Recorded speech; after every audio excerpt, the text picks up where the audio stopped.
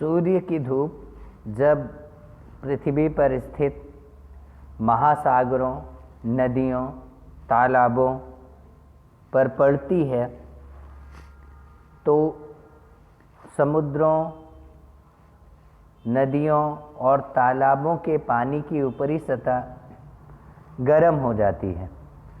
गर्म होने से वाष्प बनती है। वाष्प हवा से हल्की होती है।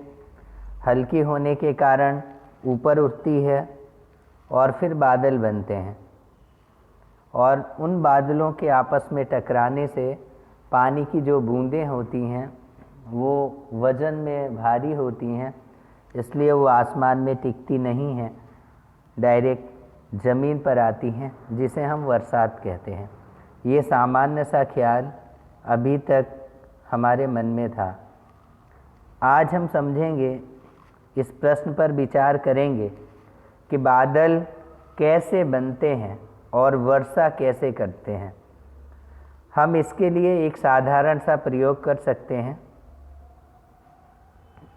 इस प्रयोग के लिए हमें एक पतले प्लास्टिक की बोतल लेनी है। इसमें 5 या 10 ml पानी भरना है। बोतल को बिल्कुल एयर टाइट बंद करना है, कस के बंद कर देना है और बाद में इसे अच्छी तरह हिलाना है और 10 मिनट आप इसको धूप में रख दीजिए। इसमें बोतल में मौजूद जो वायु होती है वो जल वाष्प में से संतृप्त हो जाती है। अब आप एक जली हुई अगरबत्ती लें, बोतल के ढक्कन को खोलें, अगरबत्ती के धुएं की कुछ मात्रा को बोतल के अंदर जाने दें, पुनः बोतल को कसकर बंद कर दें। बोतल को अपने हथेलियों के बीच रखकर जितना जोर से हो सके उतना जोर से आप दबाएं। कुछ समय तक इंतज़ार करें और वापस बोतल को छोड़ दें। एक बार पुनः बोतल को आप जितना जोर से संभव हो सके दबाएं। अब यहाँ पे कुछ प्रश्न उठते हैं कि ये प्रयोग करने के बाद कौन कौन सी चीज़ें हमें देखने को मिलती हैं। पहला, कई सारे प्रश्न हमारे मन में उठते हैं। पहला प्रश्न है कि आपने कब देखा कि बोतल के अंदर स्थित हवा कोहरे की भांति हो जाती है। पहला, आपने कब देखा कि बोतल के अंदर जो हवा स्थित है वो कोहरे की जैसी हो जा रही है। दूसरा, ये कुहासा कब समाप्त होता है। बोतल के अंदर दाब कब अधिक है। कुहासा दिखाई देने की स्थिति में बोतल के अंदर का दाब कम है या अधिक है। इस प्रयोग के लिए बोतल के भीतर धुएं की आवश्यकता क्यों है। क्या होगा जब आप इस प्रयोग को बिना अगरबत्ती के धुएं के करेंगे। आप ऐसा प्रयत्न करें और देखें कि परिकल्पना सही थी या गलत। ये प्रयोग कुछ खर्चीला नहीं है, आसानी से घर पर किया जा सकता है।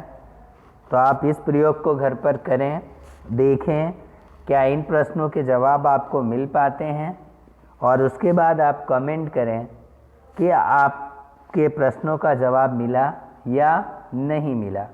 बहुत छोटे स्तर पर इस प्रयोग को दोहराया जा सकता है। और दूसरा एक प्रश्न ये उठता है कि क्या होता है जब जल वाष्प से भरी हुई वायु उच्च दाब वाले क्षेत्र से कम दाब वाले क्षेत्र में इसके विपरीत प्रवाहित होती है। जो अभी तक हमने हमारा जो प्रयोग है उस आधार पर हम समझते हैं कि हमारे वातावरण में कौन कौन से ऐसे परिवर्तन होते हैं जिसके कारण से ये बादल बनते हैं और फिर बादल वर्षा के रूप में ज़मीन पर बरसते हैं। तो अगर देखने जाए तो दिन के समय जब जलीय भाग गर्म हो जाते हैं तब बहुत बड़ी मात्रा में जलवाष्प बनती है और यह वाष्प वायु में प्रवाहित हो जाती है, जैसा कि हमने अपने प्रयोग के अंदर देखा। जल वाष्प की कुछ मात्रा विभिन्न जैविक क्रियाओं के कारण वायुमंडल में चली जाती है, और जब वायुमंडल में जाती है तो यह वायु भी गर्म हो जाती है। गर्म वायु अपने साथ जल वाष्प की जो बूंदें हैं उनको लेकर ऊपर उठ जाती है। जैसे ही वायु ऊपर की ओर जाती है यह फैलती है और ठंडी हो जाती है। ठंडी होने के कारण हवा में उपस्थित जल वाष्प की छोटी छोटी जल के बूंदों में के रूप में संगठित हो जाती है। जब जल वाष्प ठंडी होती है तो जल का ये संघनन सहज होता है। यदि कुछ कण नाभिक की तरह कार्य करके अपने चारों ओर बूंदों को जमा होने देते हैं। सामान्यतः वायु में स्थित धूल के कण और दूसरे निलंबित कण नाभिक के रूप में कार्य करते हैं। एक बार जब जल की बूंदें निर्मित हो जाती हैं तो वो जब संघनित होती हैं तो संघनित होने के कारण काफ़ी बड़ी हो जाती हैं। जब ये बूंदें बड़ी और भारी हो जाती हैं तब ये वर्षा के रूप में नीचे गिरती हैं। कभी कभी जब वायु का तापमान काफ़ी कम हो जाता है तब ये हिमवृष्टि अथवा ओले के रूप में अवक्षोपित हो जाती हैं और हमें फिर ये देखने को ओले या हिमवृष्टि के रूप में देखने को मिलती हैं। अगर विद्यार्थी मित्रों देखा जाए तो जो वर्षा का पैटर्न है वो हवा के पैटर्न पर निर्भर करता है।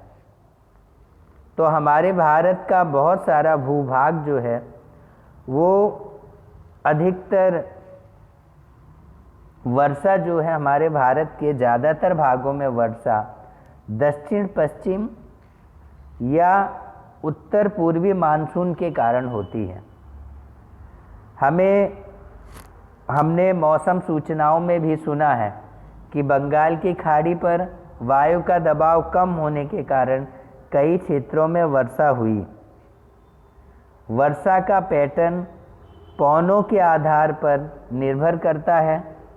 भारत के बहुत बड़े भूभाग में अधिकतर वर्षा जो होती है वो दक्षिण पश्चिम या उत्तर पूर्वी मानसून के कारण होती है। कई बार हमने अपने घर में बड़े बुजुर्गों को कहते सुना है कि आज भाई इस तरह की हवा चल रही है, इस हवा के कारण बारिश हो रही है।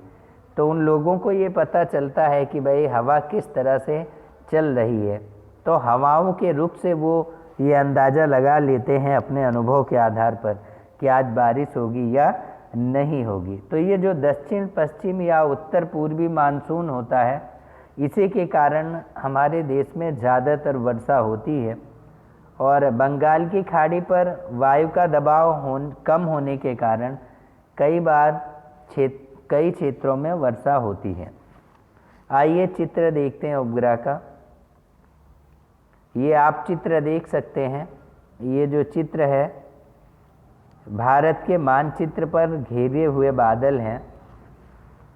आप देख सकते हैं किस तरह से बादलों ने घेर रखा है और ये उपग्रह द्वारा लिया गया चित्र है।